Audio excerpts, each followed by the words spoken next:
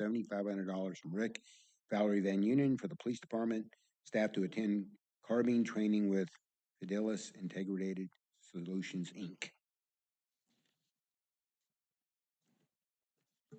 Yes, Mr. Mayor, Honorable City Council, Rick and Valerie Van Unen have again proposed a training donation of $7,500 that would pay for travel expenses and the physical training of a tactical rifle course for all of our staff to attend.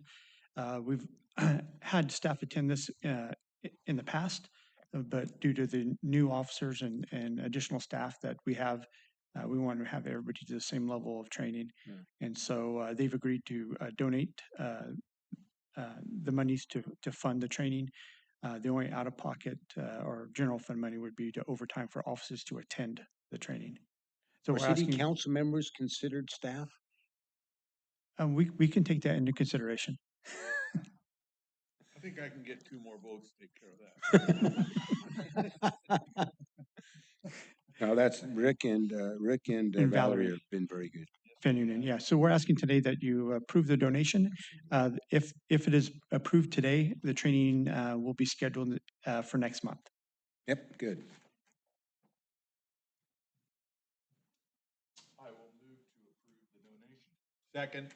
You have a motion second. Can you please take roll call? Councilmember Dean Euchre. Yes. Daniel DeGraff is away. Councilmember Barton. Yes. Vice Mayor Zuber. Yes. Mayor Rasusha. Yes. Passes 4-0. Thank you, Rick and Valerie. Number 2, percolation pond restoration contract. Approve and authorize the mayor to sign the contract with Triple M Enterprise, Inc. to perform restoration work at the wastewater treatment plant, specifically at percolation ponds, in the amount not to exceed the amount of $58,200 to come from the Sewer Enterprise Capital Fund. Is that James?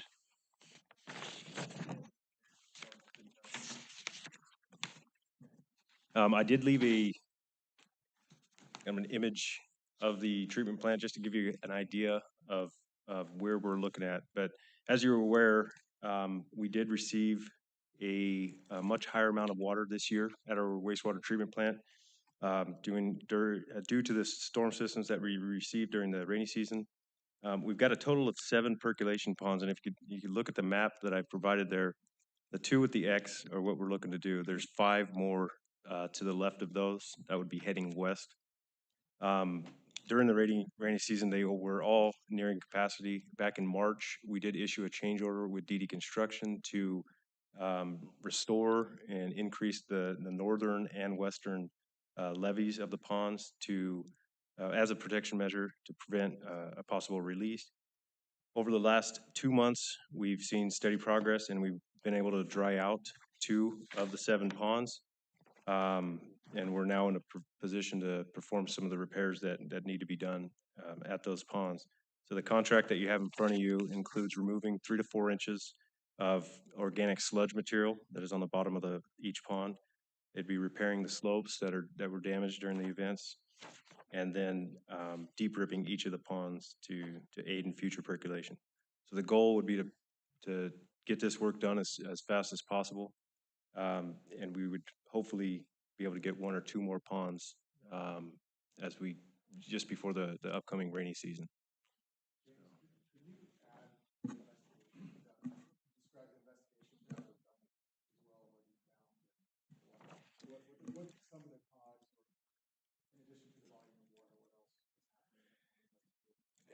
Sure. We've had we did have a consultant come out. He did some soils analysis of 1 of those 2 ponds. Did borings.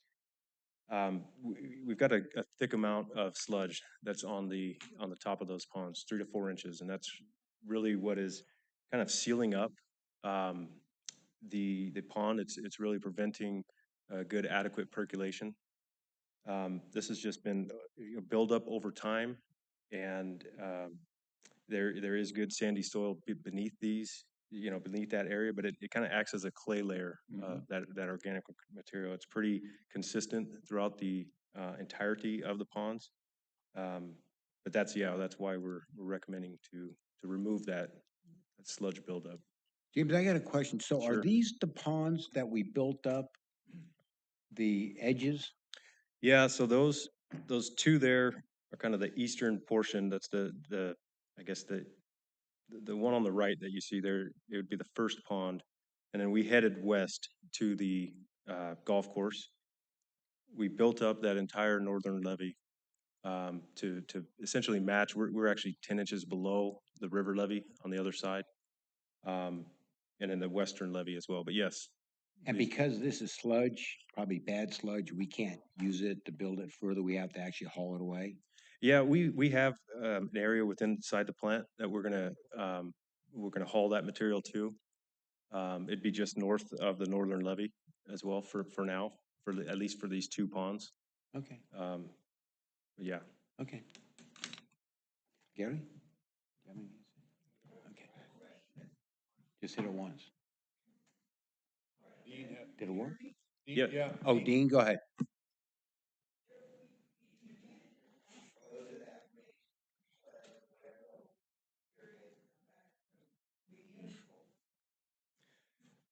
we could haul it off to a certain type of landfill, but within our plant, we have the space, and so our thought at the moment would just be to store it, inside of our plant.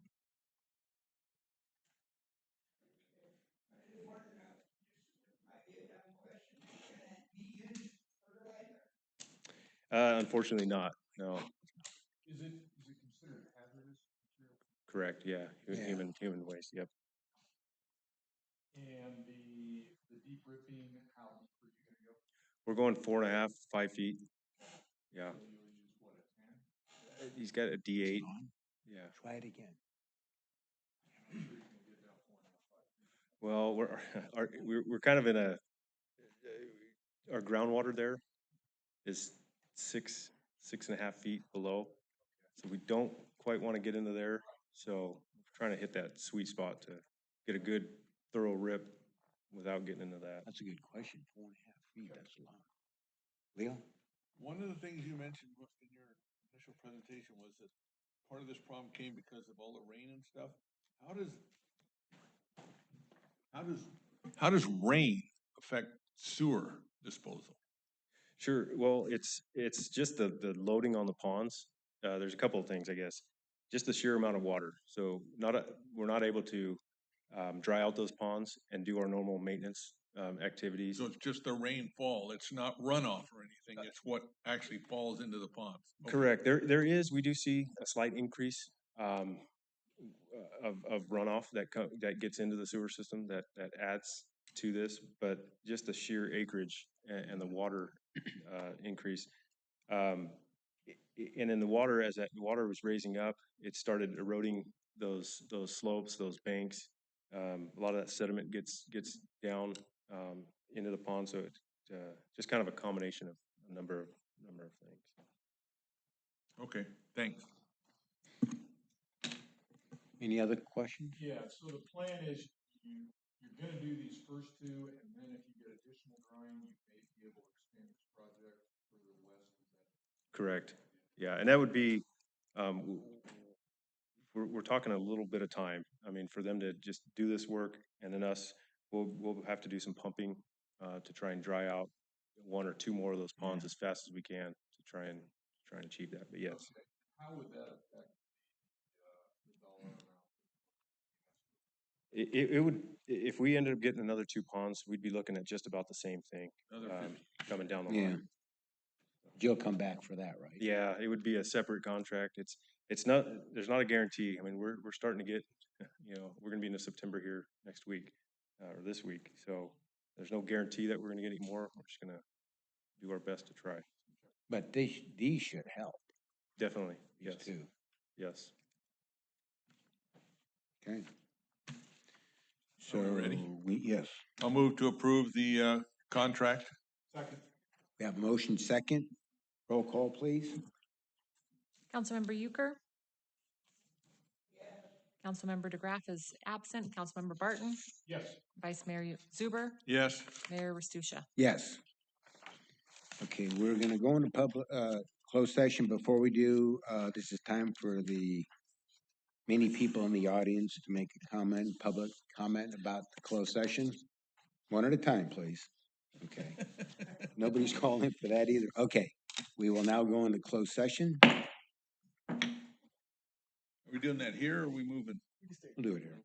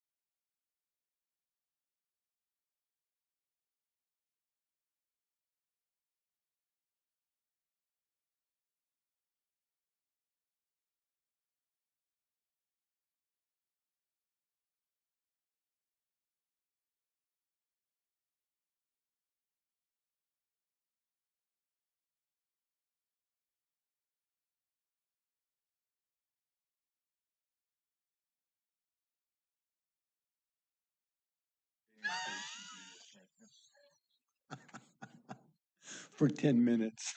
Added responsibility. That looks like a puzzling look there, Lisa. That's not a, hey, I got it. I think it's recording you guys. I think I got it. Yeah. We weren't public though before. He said it was shut off Oh, no, we're back on. now, but we weren't before. Correct. Okay. I'm watching over here. Okay. Okay, we're coming out of closed session. Direction was given to staff and nothing else to report. Yeah. Meeting adjourned. What the hell was that? We don't need Tom. I want a 5% raise. 5% more. Yeah, exactly. Some more cash.